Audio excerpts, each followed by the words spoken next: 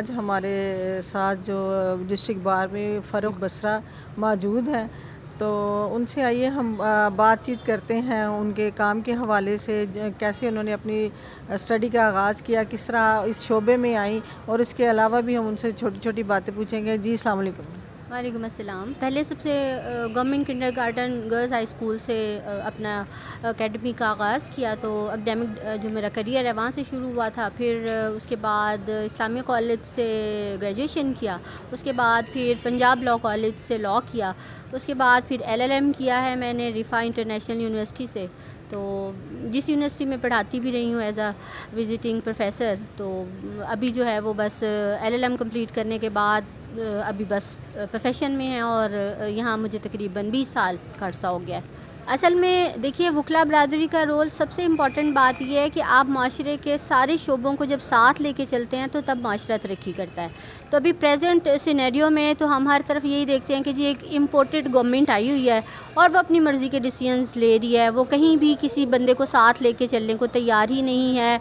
अभी तो हम इस कदर डिटीरिएशन में चल रहे हैं कि लोग देख रहे हैं कि जी जितना भी मतलब जराइम पेशा अफराद हैं वो हमारे ऊपर मुसल्लत कर दिए गए हैं। हमारी जो पूरी पार्लियामेंट है उसमें अगर आप ये कहें कि 72 मतलब वज़ीर हैं, तो उसमें से 64 जो हैं वो मतलब कहीं ना कहीं मुल्ज़मान के तौर पे जो हैं, जिनकी जो बेल्स पे हैं, जो मतलब स्पेशली रिलीफ़ लेके गए हैं कि जी हम बीमार हैं तो हमें इलाज के लिए भेजा जाए, वो आके तो हमारे ऊपर जो है एज़ अ वज़ीर मुसल्लत कर दिए गए हैं। तो ऐसी सिचुएशन में माशरे ने हमेशा हमेशा माशरा जो है वो नीचे की तरफ जाता है, तरक्की कभी नहीं करता। आप खुद सोचिए ना कि जो एक मतलब ख़ुद करप्शन का मुल्ज़िम होगा वो कभी मुल्क को तो तरक्की नहीं करने देगा, वो तो हमेशा अपनी ज़ात का बेनिफिट सोचेगा और अपनी ज़ात के बेनिफिट के हवाले से आगे चलेगा।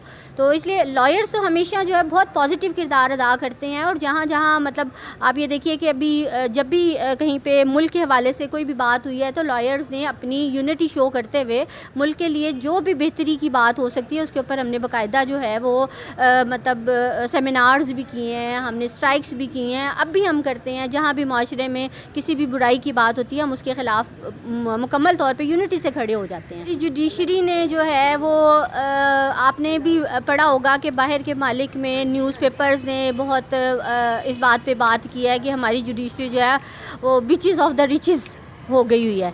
तो मतलब ये ख़ुद ही अपने आप को आप ये देखिए कि मतलब पूरी दुनिया में 189 नंबर पे आए हैं ये अपने जुडिशल सिस्टम में और इंसाफ के उसमें।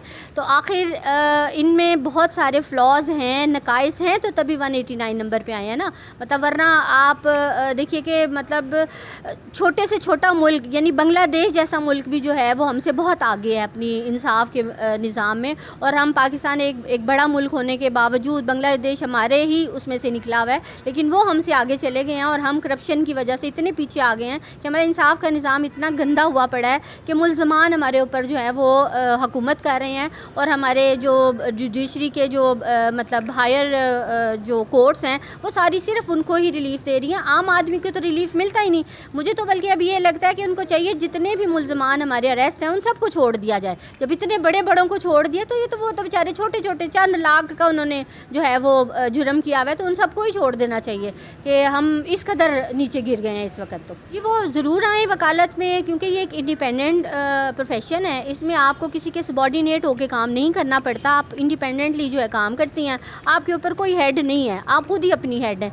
और दूसरी बात यह है कि यहाँ पे आके आप एक आज़ाद माहौल में काम करते हैं। बस सिर्फ इम्पॉर्टेंट बात यह है कि आप जब इस प्रोफेशन में आएँ तो ये सोच के आएँ कि आपको आते ही यहाँ से इनकम शुरू नहीं हो जानी, आपने यहाँ पे पहले सर्व करना है, फिर आपको रिटर्न मिलना शुरू होगा। बहुत बहुत शुक्रिया जी फ़ारूक साहबा, आपका बहुत बहुत शुक्रिया। Thank you.